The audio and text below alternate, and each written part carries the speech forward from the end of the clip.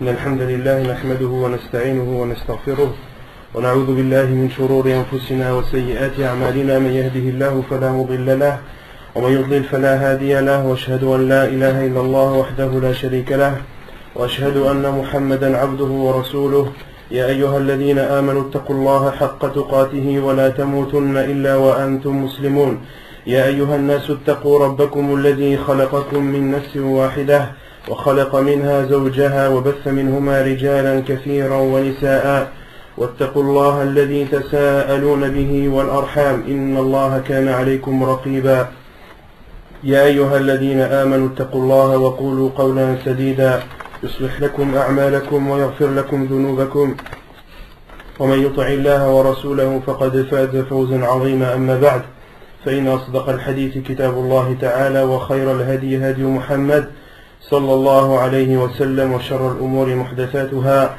وكل محدثة بدعة وكل بدعة ضلالة وكل ضلالة في النار وبعد. Donc dans la continuité toujours de l'explication ainsi que des commentaires du livre Al-Wajiz fi fiqh as-sunnati wal kitab al-aziz. Donc si on traduit le terme Al-Wajiz fi fiqh as-sunnati wal kitab al-aziz, c'est-à-dire le concentré, le résumé de la jurisprudence contenue dans le Coran et dans la sunna du prophète alayhi salatu wassalam. Et son auteur est Ibn Abdul Azim Ibn Badawi al-Khilafi. Quand au cours de la semaine dernière on avait parlé de beaucoup de choses, la première chose dont on avait parlé était qu'il était préférable de faire la prière du Fajr au début de son heure. Quelle preuve avions-nous cité pour appuyer cela? Non. Que les Sahabiens, quand ça fait de cette Fajr, on n'arrivait pas à la distinguer. Donc on avait dit que le soleil devait être entre la fin de la nuit, entre la nuit et le jour. Non, Mahsan. La preuve est le hadith qu'on avait cité où Nisa al-Mu'minat, les femmes croyantes au temps du prophète alayhi sallam, lorsqu'elles accomplissaient la prière à la mosquée et qu'elles ressortaient, qu'elles étaient les premières à en ressortir, on ne les reconnaissait pas. La ya'rifuhunna ahadun minal ghalas. On avait dit c'était quoi le ghalas? C'est la nuit qui reste entre la nuit et le jour. On avait donné deux explications. On avait dit que c'était soit entre la nuit et le jour, ou bien c'est le mélange entre les ténèbres de la nuit et les lueurs de l'aube. Et on avait dit que dans ce hadith, il y avait une preuve que le prophète alayhi salatu wassalam accomplissait la prière du Fajr au début de son heure. Ensuite, on avait parlé de quand est-ce qu'une personne atteint une prière. Alors, quand est-ce qu'une personne atteint une prière? Qu'est-ce qu'on avait dit sur ce sujet? Non, oui, ça. quand la première rakat elle est faite avant l'apparition du début du soleil. Non, on avait cité le hadith du prophète sallam qui donnait l'exemple de deux prières. Lesquelles? Dans le hadith du prophète sallam a donné l'exemple de deux prières. Salat al-Fajr et Salat al-Asr. Et le prophète sallam, qu'est-ce qu'il a dit? Man adraka rak'atan min al-Fajr قبل أن تطلع الشمس فقد أدرك الصبح. من أدرك ركعة من الصبح قبل أن تطلع الشمس فقد أدرك الصبح. Et on avait dit, la traduction, c'est celui qui atteint une prière, une rak'at, plutôt une unité de prière, de la prière du subh avant que le soleil ne se lève, il a atteint la prière. On avait dit quoi? Atteindre la prière, ça veut dire quoi? Une rak'a. On va terminer avec Rissa.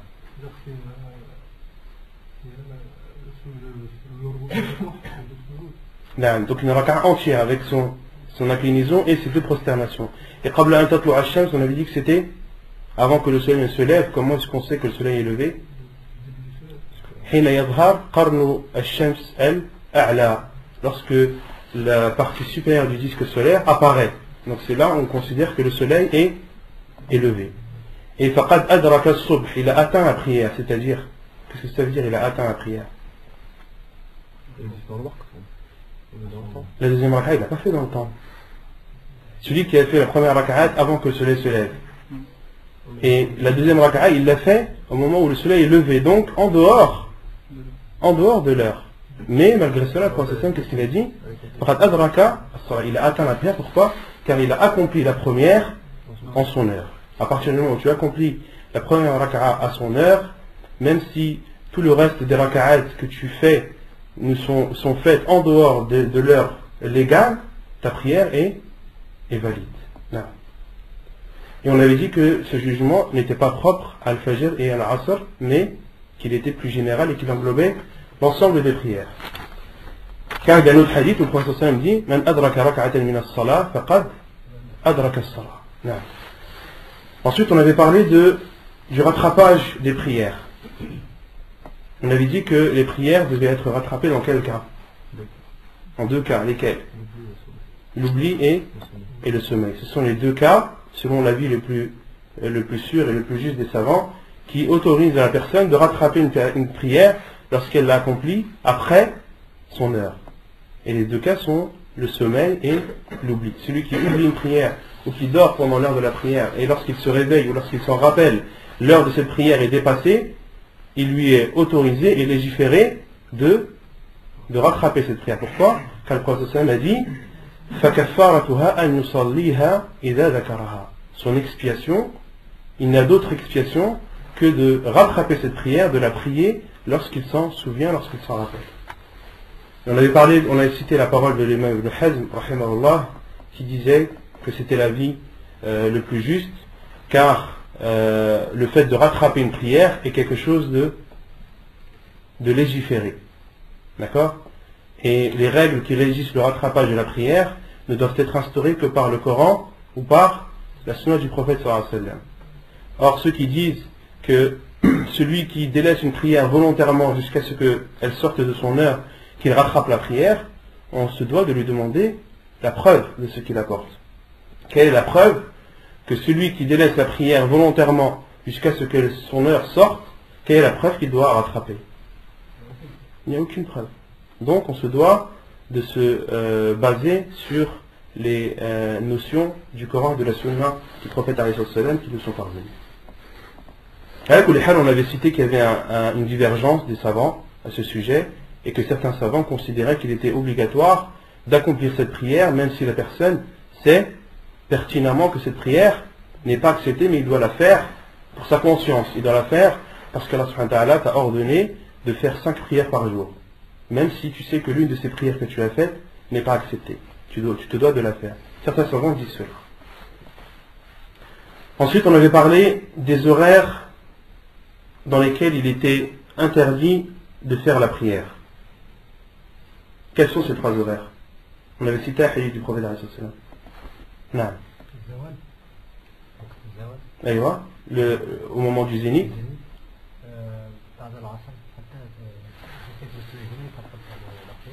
Jusqu'à ce que le soleil jaunisse après la prière. On avait dit ça?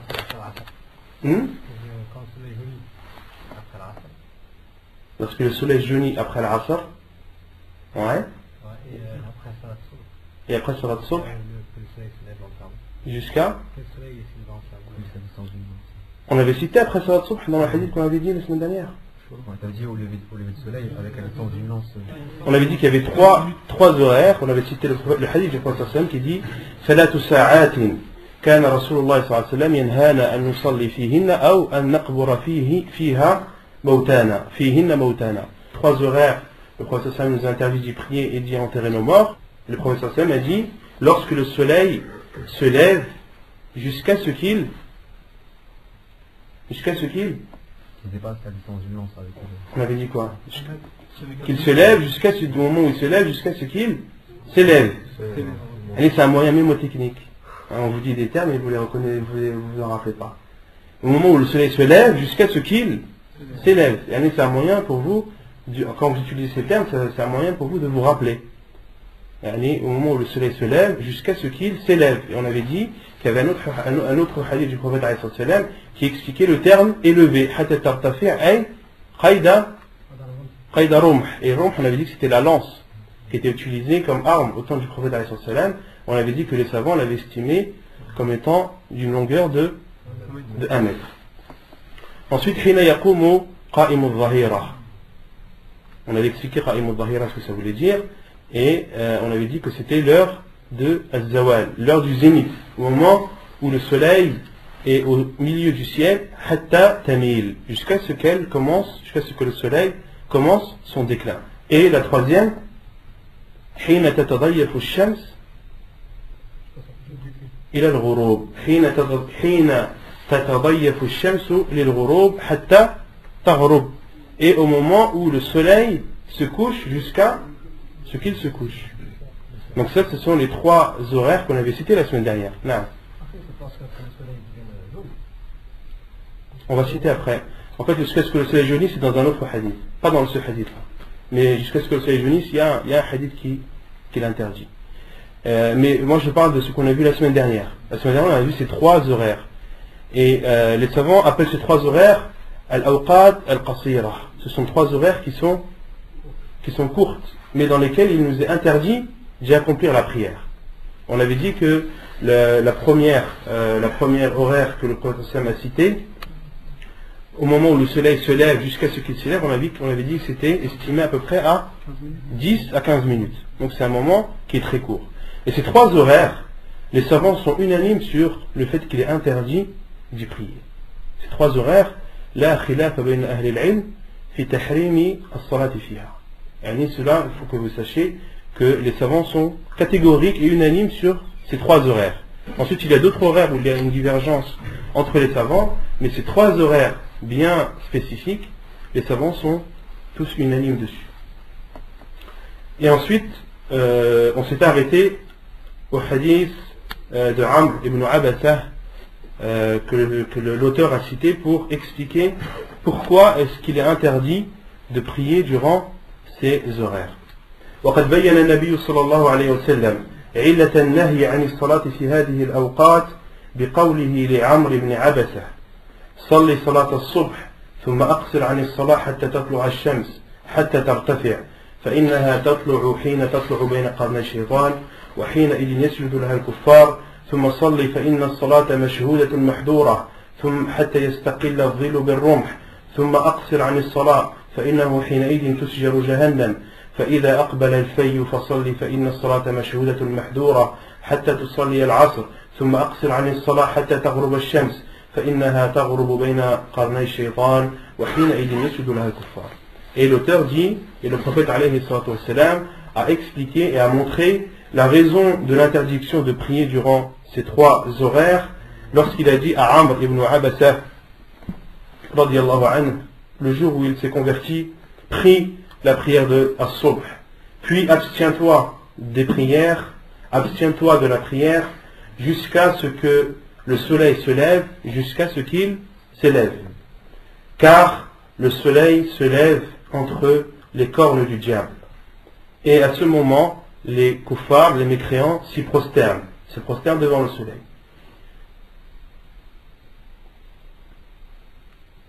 Donc là, dans cette première partie du hadith, on retient combien d'heures où il est interdit de prier? Parce que dans ce hadith dans le hadith de Amr ibn Abasa, il y aura des horaires d'interdiction qui ne sont pas cités dans le premier hadith Uqba ibn Amir. Le hadith où le prophète dit, où Amr ibn Uqba dit trois horaires, le prophète nous interdit d'y prier et d'y enterrer nos morts. Il y en a trois. Mais dans le hadith qu'on va citer ici, qui explique le pourquoi de ces trois prières, il y a des horaires en plus que l'on peut déduire. Et la première horaire que l'on peut déduire dans la première partie du hadith qu'on a dit, le prophète lui a dit Salli salat as-subh, prie la prière du subh. Puis abstiens-toi de la prière. Abstiens-toi de la prière, c'est-à-dire après subh. Après subh. ثم أقصر عن الصلاة حتى تطلع الشمس حتى ترتفع. Et abstiens-toi de la prière jusqu'à ce que le soleil se lève, jusqu'à ce qu'il s'élève. Mais dans le premier hadith, le prophète a dit حين تطلع الشمس بازغة حتى ترتفع. Dans le premier hadith, le prophète a seulement cité au moment où le soleil se lève jusqu'à ce qu'il s'élève.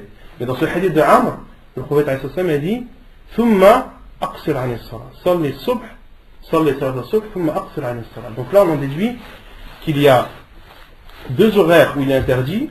Il y a après subh jusqu'à ce que le soleil se lève, et au moment où le soleil se lève jusqu'à ce qu'il s'élève.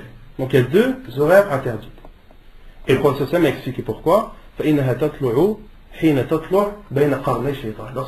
le soleil, lorsqu'il se lève, il se lève entre les cornes du diable. Et à ce moment, les mécréants s'y prosternent. Ceux qui adorent le feu et le soleil se prosternent devant le soleil au moment de son lever et de son coucher. Puis le prophète alayhi salatu wassalam lui a dit, puis prie, car la prière est attestée et les anges y témoignent. Les anges assistent et témoignent, car c'est une prière assistée et qui fera preuve de témoignage. Thumma salli, et le prophète lui a dit, puis prie, c'est-à-dire prie autant que tu le veux, prie ce que tu veux. À partir du moment où le soleil est levé et il s'est élevé, prie autant que tu veux, car la prière en général est assistée des anges et c'est un témoignage en ta faveur le jour du jugement. Et on a dit, et le prophète lui a dit ensuite, jusqu'à ce que l'ombre diminue, jusqu'à ce qu'elle soit à au même niveau que la lance. Et les savants ont expliqué que cela en disant que lorsque tu plantes une lance le matin, l'ombre de la lance ne va cesser de diminuer jusqu'à disparaître et se confondre avec la lance. Autrement dit, jusqu'au moment où la lance n'aura plus d'ombre, c'est-à-dire au zénith. Le prophète lui a dit jusqu'à ce que l'ombre diminue et soit au même niveau que la lance, c'est-à-dire jusqu'au zénith. Puis abstiens-toi de la prière. Puis abstiens-toi de la prière, car c'est à ce moment que l'enfer est le plus chaud. Car c'est à ce moment que l'enfer est le plus chaud. Donc là, on a la deuxième explication de l'interdiction de prier pendant le zénith, car c'est le moment où l'enfer est le plus abrasé et le plus chaud. فإذا أقبل الفي فصلي فإن الصلاة مشهودة محظورة. Et lorsque le fay apparaît, le fay on avait expliqué ce que c'était, c'est l'ombre qui apparaît juste après le zénith. En arabe ça s'appelle al-fay. C'est l'ombre qui apparaît juste après le zénith, puis après le fay il y a al-dhil, l'ombre, et avant le zénith il y a l'ombre. Al-dhil en arabe c'est avant le zénith et après al-fay. Et al-fay c'est juste après le zénith. Et le prophète alayhi salam lui a dit, et lorsque le fay apparaît, lorsque l'ombre qui suit le zénith apparaît, alors prie. C'est-à-dire prie autant que tu veux. Prie la prière, car la prière est assistée des anges et elle est un témoignage en ta faveur le jour du jugement. Hatta tusalli al-asr, jusqu'à ce que tu pries al-asr. Puis aqsir an salah. Puis après l'asr, le prophète lui a dit, abstiens-toi de la prière. Hatta taghrub ash-shams, jusqu'à ce que le soleil se couche. Et là, dans ce hadith, on en déduit un autre horaire où il est interdit de faire la prière. Lequel? Après l'asr. Parce que dans le premier hadith, le prophète qu'est-ce qu'il a dit? Au moment où le soleil s'apprête à se coucher. Mais dans ce hadith, le prophète lui a dit jusqu'à ce que tu pries l'asr, puis abstiens-toi de la prière. Quand? Après l'asr. Jusqu'à ce que le soleil se couche. Et à ce moment, car elle se couche, ou plutôt le soleil se couche, entre les cornes du diable, et à ce moment, les mécréants s'y prosternent, ceux qui adorent le feu et le soleil. Donc là, dans ce hadith, le prophète nous a expliqué les raisons pour lesquelles il est interdit de prier pendant les 3 horaires les 3 horaires qui font l'unanimité des savants. Et dans ce hadith, on en déduit en plus combien d'horaires? 2 horaires. En tout, il y a combien d'horaires? 5. En tout, on en déduit qu'il y a 5 horaires dans lesquels il est interdit aux musulmans de prier. Et ces 5 horaires sont rapportés dans la sunna du prophète alayhi salam, comme on vient de le voir. Et il y a une divergence des savants. Donc comme je vous ai dit, les savants sont unanimes sur les 3 premières. Et il y a une divergence après l'asr. Et l'avis le plus sûr, Inch'Allah, c'est qu'après l'asr, il est autorisé de prier pour celui qui le désire. Pourquoi? Pourquoi? Alors que le prophète sallallahu alayhi wa sallam a dit à Amr ibn Abasa de ne pas prier, de s'abstenir de la prière après l'Asr. Pourquoi? Car il y a d'autres hadiths où le prophète alayhi salatu wa salam priait, qui nous montrent et qui nous prouvent que le prophète alayhi salatu wa salam a prié après l'Asr. Et d'autres hadiths où le prophète alayhi salatu wa salam a dit La salata ba'da al-'asr illa wa shamsu murtafi'a. Car dans un autre hadith, le prophète alayhi salatu wa salam a dit il n'y a pas de prière après l'Asr tant que le soleil est élevé. Et les savants disent, les savants, pas tous les savants, beaucoup de savants disent que ce hadith du prophète alayhi salatu wa salam vient restreindre le premier. Car le prophète sallam a dit dans ce deuxième hadith il n'y a pas de prière après l'Asr tant que le soleil est élevé. Autrement dit, tant que le soleil ne jaunit pas, tant que le soleil n'est pas jaunâtre. Et on peut rassembler les deux hadiths. Le premier hadith du prophète sallam lorsqu'il dit à Abasa thumma aqsir 'an as-salat, lorsqu'il lui a dit après l'Asr abstiens-toi de la prière, on peut rassembler ce hadith avec l'autre hadith, c'est-à-dire abstiens-toi de la prière tant que le soleil est élevé, tant qu'il n'est pas jaunâtre. Et lorsqu'il commence à être bas dans le ciel, qu'il commence à jaunir, dans ce cas, abstiens-toi de prier. Et c'est ainsi qu'il faut faire avec les hadiths du prophète alayhi salam. Les savants disent al-jam'u awla min at-tarjih. Rassembler les hadiths du prophète alayhi salam et trouver une coïncidence entre eux et prévaut sur le fait de prévaloir un hadith sur un autre. De dire que ce hadith est plus authentique et plus fort que celui-là. Le mieux c'est de rassembler les hadiths du prophète alayhi salam et de trouver un terrain d'entente entre eux, même s'il n'y a pas de contradiction, car il n'y a jamais de contradiction entre les sources divines. Les versets du Coran et les hadiths du prophète alayhi salam ne se contredisent jamais.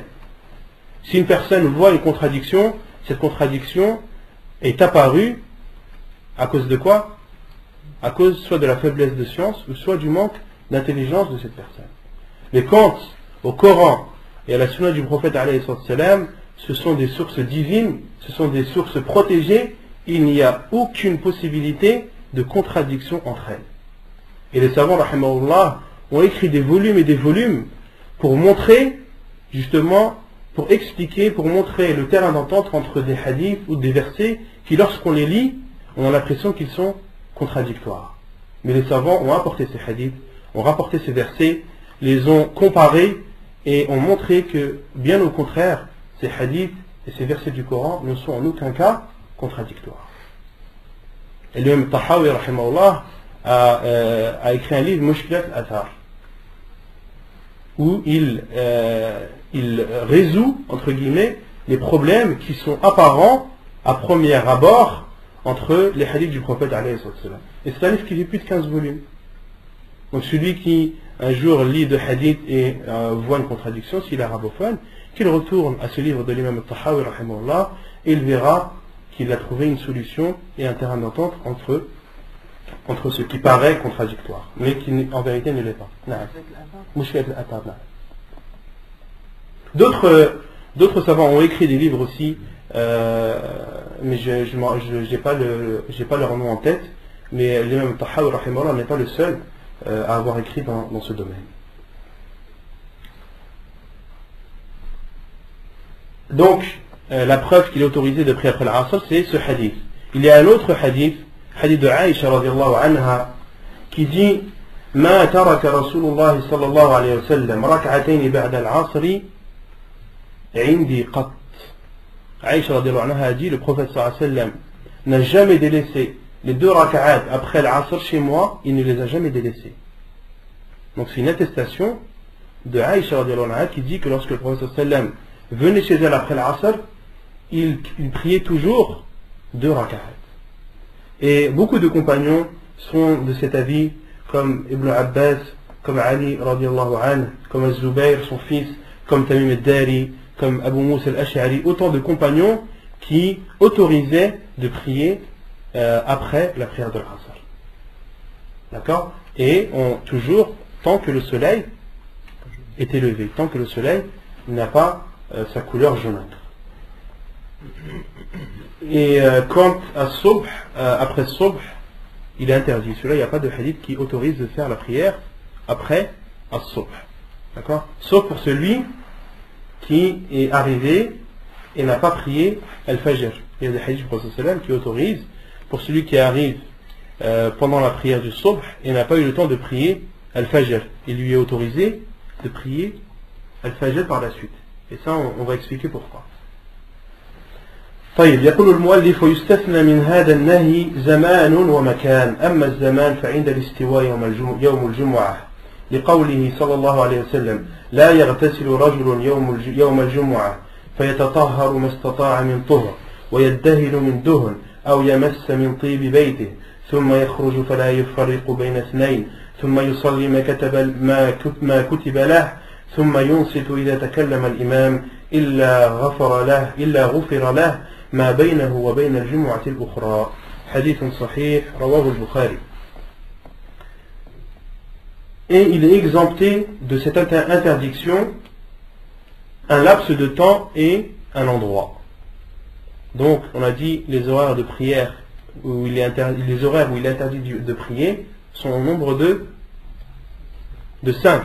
D'accord? Et il y a deux choses qui sont exemptées de cette interdiction. Il y a un temps, un laps de temps et un endroit. Le laps de temps, c'est au moment du zénith, le jour du vendredi. Au moment du zénith, le jour du vendredi, la preuve est le hadith du prophète alayhi salam. Lorsqu'un homme se lave le jour du vendredi et se lave autant qu'il le peut et se parfume, et c'est le fait de mettre de l'huile sur ses cheveux, et met de l'huile autant qu'il le peut et touche au parfum de sa maison et se parfume, puis sort sans séparer de personne, de ne pas s'asseoir entre deux personnes, puis prie ce qu'Allah subhanahu wa ta'ala lui a écrit et écoute l'imam lorsqu'il parle sans que ses péchés ne soient pardonnés entre ce vendredi et le suivant. Entre ce vendredi et le suivant. Quelle est la preuve dans ce hadith qu'il est autorisé de prier pendant le zawal? Et prie autant qu'il le veut. Et ça, malheureusement, c'est une sunna qui malheureusement est délaissée à notre époque. C'est une sunna du prophète ﷺ qui est délaissée à notre époque. Les gens maintenant, lorsqu'ils viennent après le Jumu'ah, ils s'assoient, ils attendent. Certains qu'Allah a guidés prennent le mushaf, d'autres prennent des livres, lisent, s'occupent, certains font l'adhkar. Tout cela est autorisé, mais il y a une sunna du prophète ﷺ que beaucoup délaissent, c'est de prier. De prier autant que tu le peux. ثم يصلي ما كتب له. Donc une des sunnas du prophète ﷺ qu'il faut faire revivre, une personne qui vient avant le Jumu'ah, même si elle vient une heure avant, elle peut prier 2 rak'ah jusqu'à ce que l'imam vienne et monte sur le minbar. C'est une sunna qu'il faut faire revivre. Si on ne la fait pas revivre, qui va la faire revivre? À partir du moment où on la connaît, on se doit de la faire revivre, ne serait-ce que de temps en temps. Ne serait-ce que de temps en temps pour montrer aux gens que cela fait partie de la sunna du prophète alayhi salam. Et les savants en ont déduit que le zénith, l'heure du zénith, le jour du vendredi, est une horaire qui est exemptée d'interdiction. Car le prophète sallam nous a encouragé à y prier. Le muallif, يقول المؤلف فندبه إلى صلاة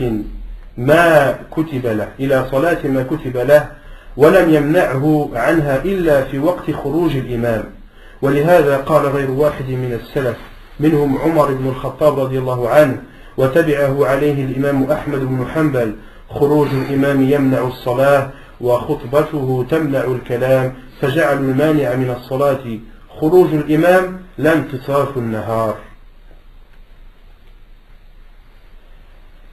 Donc l'auteur a dit, dans ce hadith, le prophète alayhi salam nous a encouragé à prier ce qu'Allah subhanahu wa ta'ala nous a écrit. Et ce qui nous interdit de prier, c'est le moment où l'imam apparaît. Lorsque l'imam monte sur le minbar, c'est à partir de ce moment où il n'est plus autorisé de prier. Et il dit, c'est pour cela que beaucoup de salaf, parmi eux Omar ibn al-Khattab radiyallahu anhu, et l'a suivi par la suite l'imam Ahmed ibn Hanbal rahimahullah, lorsqu'ils ont dit la sortie de l'imam interdit la prière et sa khutbah, son sermon interdit la parole. C'est une parole qui est connue des salaf. Khuruj al-imam yamna'u as-salah wa khutbatuhu tamna'u al-kalam. La sortie de l'imam et sa montée sur le minbar interdisent la prière. Et son sermon interdit la parole. فجعلوا المانع من الصلاة خروج الإمام لا انتصاف النهار. Et ils ont considéré comme ce qui interdit la prière le fait que l'imam sorte et non pas le zénith.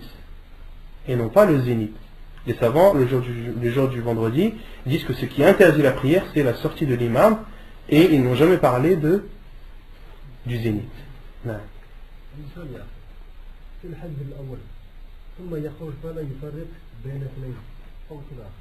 Il est déconseillé de venir et de séparer deux personnes. Supposons, toi tu es venu avec un frère, tu t'es assis. Toi tu veux prier à côté de ce frère. Et une autre personne vient et elle s'assoit entre vous. Alors ce m'a interdit cela. Il faut demander la permission, après il faut voir en fonction des circonstances, mais de venir comme ça, de s'asseoir devant deux personnes et de les séparer, cela n'est pas autorisé.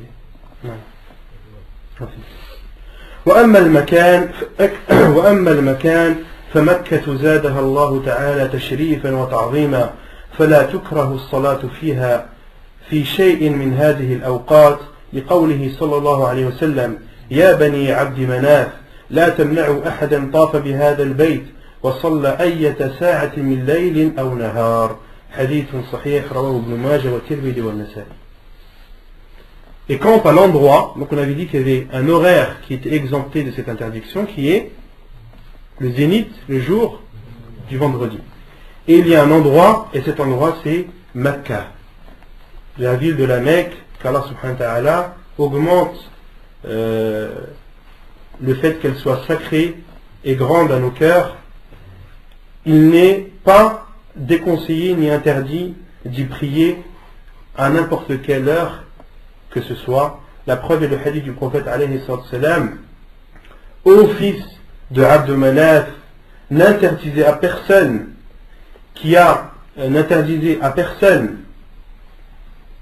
qui fait at-tawaf, qui fait la circumambulation ou qui fait les tournées autour de la Kaaba, et prie à n'importe quelle heure du jour ou de la nuit.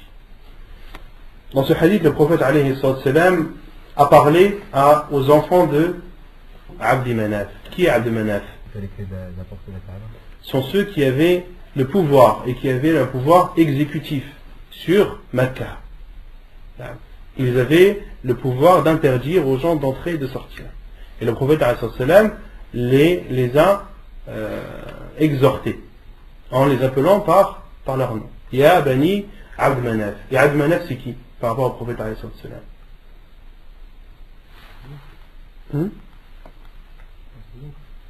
Son oncle. Ses oncles. Muhammad, c'est quoi le prophète alayhi salam, c'est quoi le nom de ses ancêtres? Muhammad ibn Abdullah ibn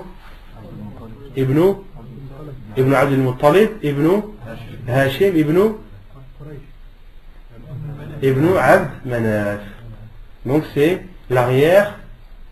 Donc le grand-père du prophète alayhi salam c'est Abd al-Muttalib, son arrière-grand-père c'est Hashim, et son arrière-arrière-grand-père c'est Abd Manaf. Et le prophète sallam les a exhortés en disant: ô fils de Abd Manaf, n'interdisez à personne de faire la circumambulation, de faire les tournées autour de la Kaaba et de prier à n'importe quelle heure du jour ou de la nuit. Du jour ou de la nuit. Et les savants ont déduit de ce hadith, lorsque le prophète sallam a dit Tafa bihada al-bayt wa salla. Qu'est-ce qu'ils en ont déduit? Parce que le prophète sallam a dit n'interdisait à personne qui fait le tawaf et qui prie. Non. Peut-être les rak'atayn après le tawaf, je pense. Les savants ont dit que prier, c'est-à-dire prier rak'atayn après le tawaf. D'autres savants ont dit non. C'est de prier en général et de faire le tawaf en général. Certains savants ont dit cela et d'autres savants ont dit que de prier, c'est-à-dire prier en général. Autrement dit, c'est l'avis de l'auteur. Car il l'a cité, il dit que il n'est déconseillé à Mecca aucune prière, à n'importe quelle heure du jour ou de la nuit. Et les savants ont aussi déduit de ce hadith et on a prouvé que le tawaf n'est pas une prière. Parce que le prophète a dit La tamna'u ahadan tafa bihadha al-bayt wa salla et prie. Donc autrement dit, à tawaf, ce n'est pas une prière. On avait déjà parlé de ce sujet et que la vie le plus sûre, Inch'Allah, on en a encore une preuve de plus, c'est que le tawaf n'est pas une prière et donc il n'est pas obligatoire d'avoir les ablutions pendant le tawaf, même si c'est conseillé et recommandé, mais ce n'est pas une condition. Mais ça, shartan min shurut al-tawaf. ثم يقول المؤلف والصلاة المنهي عنها في هذه الأوقات هي صلاة التطوع المطلق الذي لا سبب له. Et le cheikh dit, et la prière durant ces horaires, donc les horaires qu'on a cités, les prières qui sont interdites durant ces horaires sont les prières surérogatoires, sont les prières purement surérogatoires. Les prières qui sont interdites durant ces horaires sont les prières purement surérogatoires, celles qui n'ont pas de cause. Elle a dit la sababa lah, celles qui n'ont pas de cause.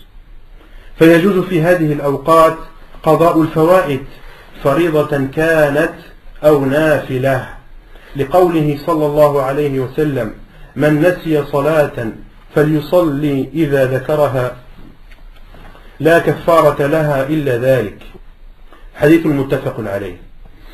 Ensuite le cheikh dit il est autorisé de prier durant ces horaires, par exemple de rattraper une prière, qu'elle soit obligatoire ou surérogatoire. Qu'elle soit obligatoire ou surérogatoire. La preuve est le hadith du prophète qui dit celui qui a oublié une prière, qu'il l'a pris au moment où il s'en rappelle, la kaffarata lahu illa dhalik. Il n'y a d'expiation à faire que cela, que le fait de rattraper. Non. Ta? J'ai laha, mais c'est une erreur. C'est une erreur de frappe. La kaffarata laha illa dhalik. Qui a oublié de prier? Man nasiya salatan falyusalli idha dhakaraha. La kaffarata liman. Il y a d'expiation pour qui? Pour celui qui a prié. Il n'y a pas d'expiation que cela. Donc c'est clair que c'est une erreur de frappe. Dans le livre c'est marqué laha, mais al-sahih c'est que c'est lahu. La kaffarata lahu illa dhalik.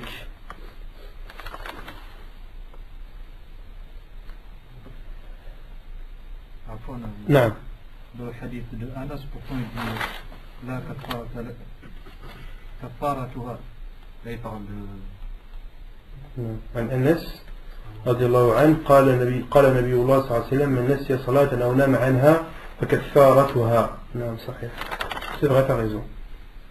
Inch'Allah, je vais regarder je me suis trompé. C'est bien la kaffarata laha. Il n'y a pas d'expiation à faire pour la prière.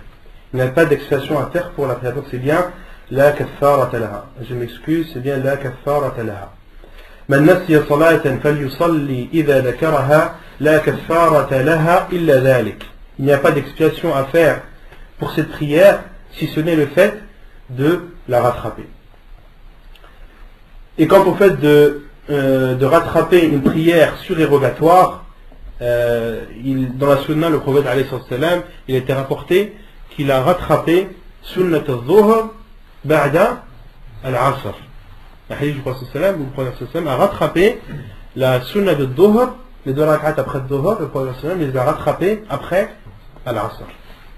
كما تجوز الصلاة عقيب الوضوء في أي وقت كان لحديث أبي هريرة أن النبي صلى الله عليه وسلم قال لبلال عند صلاة الصبح يا بلال أخبرني بأرجى عمل عملته في الإسلام فإني سمعت دفن عليك بين يدي في الجنة قال ما عملت عملا أرجى عندي أني لم أتطهر طهورا في ساعة من ليل أو نهار إلا صليت بذلك الطهور ما كتب لي أن أصلي حديث سبق. De même qu'il est autorisé de prier après avoir fait ses ablutions et ceci à n'importe quelle heure. La preuve est le hadith de Abu Hurayra radiyallahu anhu qui dit que le prophète alayhi salatu wassalam a dit à Bilal au moment de la prière du subh: ô Bilal, informe-moi de l'acte que tu fais par lequel tu espères le plus de récompense en islam. Car j'ai entendu le bruit de tes pas ou le bruit de tes sandales devant moi au paradis. Bilal radiallahu anhu lui a répondu: l'acte que je fais par lequel j'espère le plus être récompensé est le fait que à chaque fois que je fais mes ablutions, à n'importe quelle heure de la nuit ou du jour, je la fais suivre de prières. Et je la vais suivre de prières et un nombre de prières qu'Allah subhanahu wa ta'ala m'a écrit. C'est-à-dire, il priait, après avoir fait les ablutions, le nombre de prières qu'Allah subhanahu wa ta'ala lui avait écrit. Autrement dit, il est autorisé pour celui qui a fait ses ablutions de prier 2 rak'at ou plus après avoir fait ses ablutions à n'importe quelle heure du jour ou de la nuit, même si cela coïncide avec des horaires interdits. وتجوز تحية المسجد لقوله صلى الله عليه وسلم إذا دخل أحدكم المسجد فلا يجلس حتى يصلي ركعتين. Et de même qu'il est autorisé de faire les 2 raka'at du salut de la mosquée. La preuve est le hadith du prophète alayhi salatu wassalam, lorsque l'un d'entre vous entre dans la mosquée, qu'il ne s'assied pas tant qu'il n'a pas prié 2 raka'at. Qu'il ne s'assied pas tant qu'il n'a pas prié 2 raka'at. Hadith rapporté par Al-Bukhari et Muslim. Comment rassembler entre ces hadiths et le hadith du prophète alayhi salatu wassalam qui dit par exemple La salata ba'da as-subh hatta tatlu'a ash-shams. Comment rassembler entre ces hadiths-là et le hadith du prophète interdit? Là on a cité des hadiths qui autorisent de prier à n'importe quelle heure. Et un autre hadith du prophète qui interdit de prier par exemple après subh jusqu'à ce que le soleil se lève. Comment rassembler ces hadiths? Non. Dans le premier hadith que tu as cité là, il ne dit pas qu'il dit à n'importe quelle heure du jour de la nuit, je fais le dos, je peux quitter ça. Il y a un khilaf des savants. Parce qu'on peut comprendre de 2 façons. On peut comprendre que le hadith du prophète qui dit La salata ba'da as-subh hatta tatlu'a ash-shams, il vient restreindre ces hadiths-là. Vous avez compris?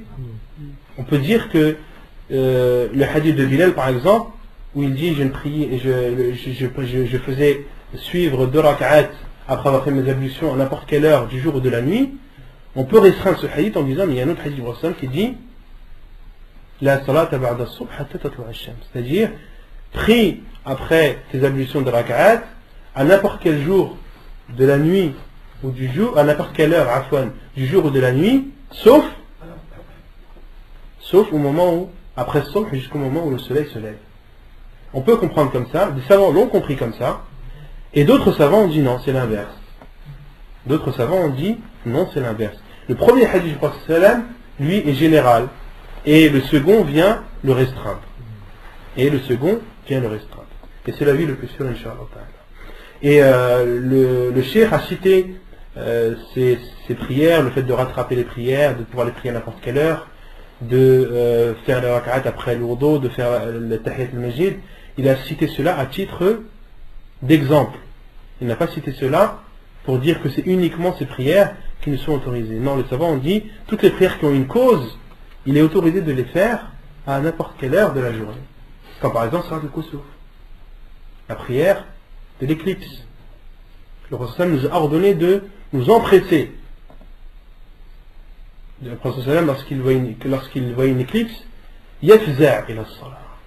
Il s'empressait avec crainte, et le Prophète avait peur, et il accourait vers la prière.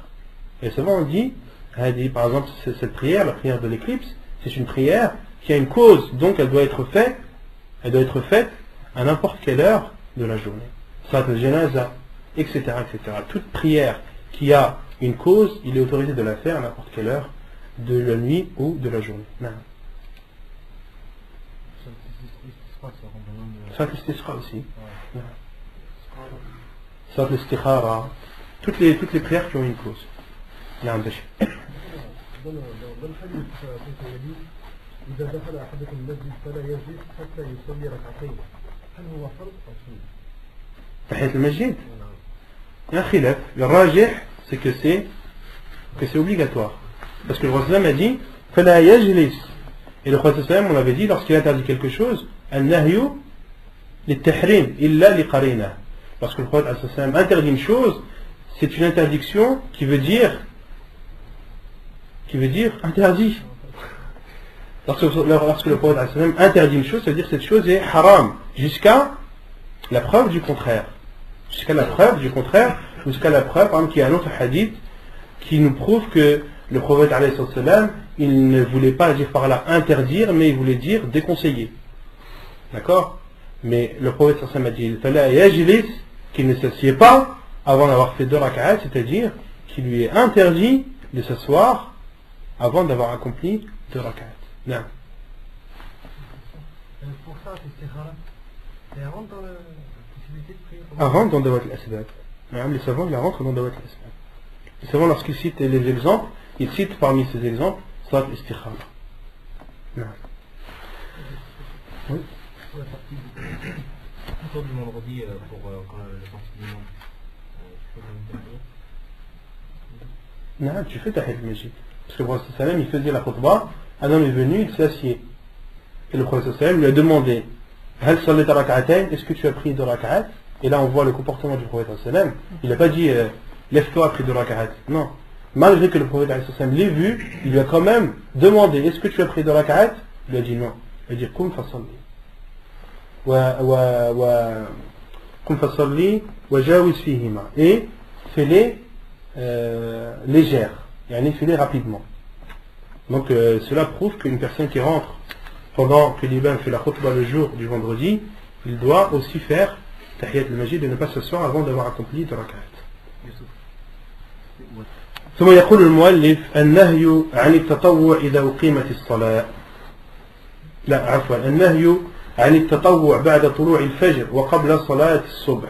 عن يسار مولى بن عمر رضي الله عنه قال رآني ابن عمر وأنا أصلي بعد طلوع الفجر فقال يا يسار إن رسول الله صلى الله عليه وسلم خرج علينا ونحن نصلي هذه الصلاة فقال ليبلغ شاهدكم غائبكم لا تصلوا بعد الفجر إلا سجدتين. Et selon Yassar radiallahu anhu, il dit Ibn Umar radiallahu anhu m'a vu en train de prier après le lever du Fajr, après l'apparition de l'aube. Et il m'a dit oh Yassar, le prophète sallallahu alayhi wa sallam est sorti et nous a vus en train de faire cette prière, c'est-à-dire cette prière que tu fais après l'aube. Faqal, et le prophète alayhi wa sallam a dit que ceux qui sont présents rapportent à ceux qui sont absents ne priez la tusallu ba'da al-fajr illa sajdatayn, ne priez après al-fajr, après l'apparition de l'aube, que 2 prosternations, c'est-à-dire 2 rak'at. Illa sajdatayn ay illa rak'atayn. Donc dans ce hadith on a déduit qu'il est interdit de prier après Tulu' al-fajr, après l'apparition de l'aube. Il y a aussi une phrase comme quoi juste de ce jour, Là, le prophète parle de 10 sajdatayn en voulant dire rak'atayn, pour montrer l'importance de la prosternation. النهي عن التطوع إذا أقيمت الصلاة. De même qu'il est interdit de faire des prières surérogatoires au moment de إذا أقيمت الصلاة, lorsque la prière commence. عن أبي هريرة رضي الله عنه أن النبي صلى الله عليه وسلم قال إذا أقيمت الصلاة فلا صلاة إلا المكتوبة. حديث صحيح رواه مسلم والترمذي وأبو داود. Et selon Abu Huraira, le prophète alayhi salatu wassalam a dit, lorsque la prière arrive, إذا أقيمت الصلاة فلا صلاة إلا المكتوبة. إذا أقيمت الصلاة, les savants ont compris cela différemment. Certains savants ont dit إذا أقيمت الصلاة أي عند إقامة الصلاة, lorsqu'il y a al-iqama. D'autres savants ont dit إذا أقيمت الصلاة أي إذا كبر الإمام تكبيرة الإحرام. Et ça c'est l'avis le plus sûr Inch'Allah des deux, c'est que c'est إذا أقيمت الصلاة, c'est-à-dire lorsque l'imam s'apprête à faire takbirat al-ihram. Lorsque l'imam s'apprête à faire takbirat al-ihram, il n'y a pas de prière hormis la prière obligatoire. La salata illa al-maktuba.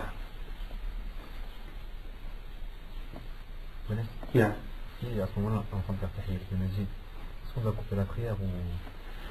Justement, pour celui qui prie, et ensuite là il y a une mas'ala, celui qui prie alors qu'il y a al-iqama, celui qui rentre et fait 2 rak'at du salut de la mosquée, et à ce moment l'iqama commence. Qu'est-ce que la personne doit faire? Est-ce qu'elle doit continuer? Est-ce qu'elle doit s'arrêter? Est-ce qu'elle doit sortir? Il y a 2 avis des savants. Le premier avis, qui est l'avis de Cheikh Ibn Uthaymin rahimahullah, qui dit lorsque la personne est dans la première rak'at, lorsqu'il a fait une première rak'at, cette première rak'at, si elle est complète au moment de l'iqama, il continue, il fait la deuxième. Si au moment où il y a l'iqama, il est à la première rak'at, mais que cette rak'at n'est pas complète, il sort de la prière. Et Cheikh Ibn Uthaymin rahimahullah a cité une preuve que c'est un des avis les plus forts rahimahullah. Cheikh, c'est là où on voit que c'est vraiment un faqih, et c'est un avis que j'ai entendu que de lui. Il dit la preuve, c'est le hadith du prophète alayhi sallam qui dit Man adraka rak'atan min as-salah faqad adraka as-salah. Parce que les savants, il y a 3 avis, en général il y a 3 avis sur cette masala. Les savants disent que la personne doit continuer sa prière lorsqu'il y a l'iqama. Il continue sa prière, pourquoi? Car Allah subhanahu wa ta'ala dit وَلَا تُبْطِلُوا أَعْمَالَكُمْ, et n'annulez pas vos actes. Donc à partir du moment où tu commences un acte, tu ne dois pas l'annuler. D'autres savants ont dit tu dois couper ta prière, tu dois sortir de ta prière, quel que soit l'endroit où tu es, que tu sois dans la première rak'a, dans la deuxième, que tu sois dans tashahhud, que tu sois à n'importe quel endroit de la prière, tu dois sortir. Et il y a un troisième avis qui précise. Il y a un troisième avis qui précise, et dans ce troisième avis, il y a 2 avis. Et dans ce troisième avis, il y a 2 avis. Le premier avis, c'est celui de Cheikh Ibn Uthaymin rahimahullah qui dit, lorsque tu es dans la première rak'at, si au moment de l'iqama, tu es en état de recours de la première rak'at, est-ce que ta première rak'at est complète ou pas? Non. Si l'iqama se fait au moment où tu te lèves de la deuxième prosternation de la première rak'at, là, ta première rak'at est valide, donc tu continues ta prière. Et Cheikh Ibn Uthaymin, sa preuve, c'est le hadith du prophète qui dit Man adraka rak'atan min as-salah faqad adraka as-salah. Celui qui atteint une rak'a de la prière a atteint la prière. Et Cheikh Ibn Uthaymin dit, et cela est comparable au fait de prier pendant une heure interdite. Parce que le prophète a considéré la prière comme étant valide, malgré que la deuxième rak'at soit faite pendant une heure interdite. Et Cheikh Ibn Taymiyyah rahimahullah a dit c'est la même chose pour ça. Et à partir du moment où l'imam a fait takbirat l'ihram, c'est un moment où il est interdit de prier. Mais celui qui a fait la première raka'at, il doit continuer sa prière. Pourquoi? Parce que le prophète a autorisé de prier le reste de la prière, même si cela est dans une horaire qui est interdite. Là on voit le fait de Cheikh Ibn Taymiyyah rahimahullah. نعم. هل هذا يعني في وقت بداية الإقامة أو في آخر الإقامة أو في التكبير؟ حتى بعد تكبيرة الإحرام. الشيخ dit حتى بعد تكبيرة الإحرام. Et Cheikh Al-Albani rahimahullah, lui, il considère que c'est du cas par cas. Tout dépend de la personne. Tout dépend de la personne, de comment elle prie, et tout dépend de l'imam, comment il préside. En fonction de la personne, par exemple, une personne qui a l'habitude de prier vite, elle sait que par exemple, le Cheikh dit, le principal, c'est de prier, de finir la prière avant Takbirat al-Ihram. Si la personne sait que elle peut finir sa prière avant Takbirat al-Ihram, elle continue sa prière. Si elle sait qu'elle ne pourra pas atteindre Takbirat al-Ihram, elle coupe sa prière. Et Cheikh Al-Albani rahimahullah dit, et cela, il y a beaucoup de paramètres qui entrent en jeu. Il y a la personne, il y a l'imam. Et les imams, par exemple, ils vont dire Staou, Allahu Akbar. D'autres imams qui vont dire Staou, Atadiru, Tarasu. Ils vont faire le tour des sofouf, ils vont voir tous les sofouf, ils vont attendre la confirmation que les rangs sont bien rangés. Il y a un imam qui est connu comme cela, une personne qui rentre et qui fait la prière, il sait qu'il a encore 1 minute, voire 2, pour pouvoir finir sa prière et pouvoir atteindre Takbirat al-Ihram avec l'imam. Donc ça, ce sont les deux avis qui sont aussi forts l'un comme l'autre. Non. Non. Comment il coupe la prière? Cheikh Al-Albani rahimahullah, Cheikh Ibn Baz, Cheikh Ibn Uthaymin disent tous que la prière sort, la personne sort sans faire le salam. Sans faire le salam. Pourquoi? Car le prophète alayhi sallam a dit Fala salata illa al-maktuba. Il n'y a pas de prière sauf celle qui est obligatoire. Et le prophète alayhi sallam dans un autre hadith a dit Miftahu as-salat at-tahur وتحليلها التكبير وتحريمها التكبير وتحليلها التسليم. Le prophète a dit les clés de la prière sont la purification, ce qui interdit, c'est-à-dire ce qui est interdit pendant la prière, ce qui est autorisé en dehors, c'est takbirat al-ihram wa tahliluha at-taslim, et ce qui autorise les choses interdites pendant la prière, c'est at-taslim. C'est le fait de faire les salutations. Et le prophète a dit وَتَحْرِيمُهَا وَتَحْلِيلُهَا, c'est-à-dire تحليل ماذا؟ الصلاة وتحريمها, ce qui interdit la prière, ce qui interdit les actes à faire pendant la prière. وَتَحْلِيلُهَا أي تحليل الصلاة. Or, le prophète a dit إِذَا أُقِيمَتِ الصَّلَاةُ فَلَا صَلَاةَ إِلَّا الْمَكْتُوبَةَ. Le prophète sallam ne l'a plus considéré comme étant une prière. Et une prière, à la base, c'est une prière entière. C'est rak'atayn, c'est 2 rak'at entières. À partir du moment où tu n'as pris qu'une rak'at, est-ce que c'est une prière? C'est plus une prière. Donc tu n'as plus besoin de faire un taslim pour t'autoriser ce qui est interdit pendant la prière. Pourquoi? Car à la base, ce n'est plus une prière. Et ça, c'est l'avis des 3 savants. رحمهم الله تعالى. الحمد لله. ونكتفي بهذا القدر وصلى الله وسلم وبارك على نبينا محمد وعلى آله وصحبه أجمعين وآخر دعوانا أن الحمد لله رب العالمين.